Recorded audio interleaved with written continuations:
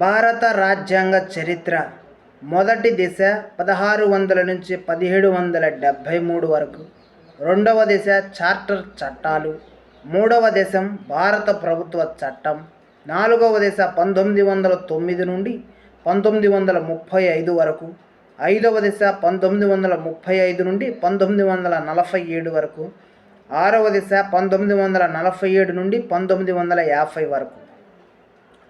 భారత రాజ్యాంగ చరిత్ర బ్రిటిష్ ప్రభుత్వ పాలనతో ముడిపడి ఉంది. భారతదేశ పరిపాలన కోసం బ్రిటిష్ ప్రభుత్వం ప్రవేశపెట్టిన చట్టాలు, సంస్థలు, వ్యవస్థలు మరియు పరిపాలనా అంశాలు తరువాత కాలంలో మన దేశ రాజ్యాంగానికి, చట్టాలకు మరియు పరిపాలనా పద్ధతులకు పునాదులు వేసినాయి. స్వతంత్రం సిద్ధించే కాలం నాటికి అమలులో ఉన్న పాలనా వ్యవస్థను ఉన్నతంగా తీర్చిదిద్దుటకు నిపుణులైన మరియు నిబద్ధత కలిగిన ప్రజా ప్రతినిధుల బృందం చేసిన పరిశోధనలు మరియు విశాల దృక్పథంతో నిర్వహించిన చర్చల ఫలితంగా రూపొందించబడినదే భారత రాజ్యాంగం. భారత రాజ్యాంగ చరిత్రను బీసీ రావత్ 6 దిశలుగా వర్గీకరించారు.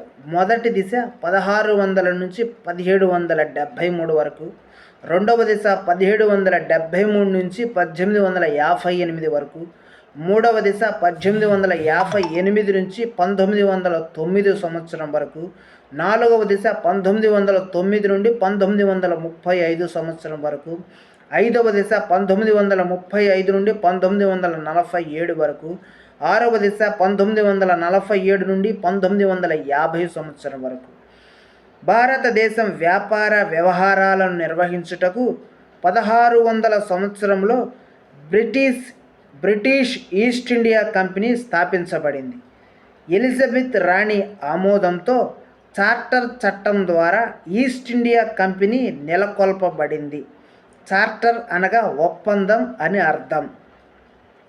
1612 నాటికి సూరత్లో పూర్తి స్థాయిలో మొదటి వర్తక వాణిజ్య కేంద్రాన్ని ఏర్పాటు చేశారు. 1639 నాటికి మద్రాసులోను మరియు మచిలీపట్నంలోను వాణిజ్య కేంద్రాలను ఏర్పరచడంలో పాటు మద్రాసులో సెయింట్ జార్జి కోట నిర్మాణానికి శ్రీకారం చుట్టారు. 1667 నాటికి మన దేశంలో నాణేలను ముద్రించే అధికారమును బ్రిటిష్ వారు సంపాదించారు.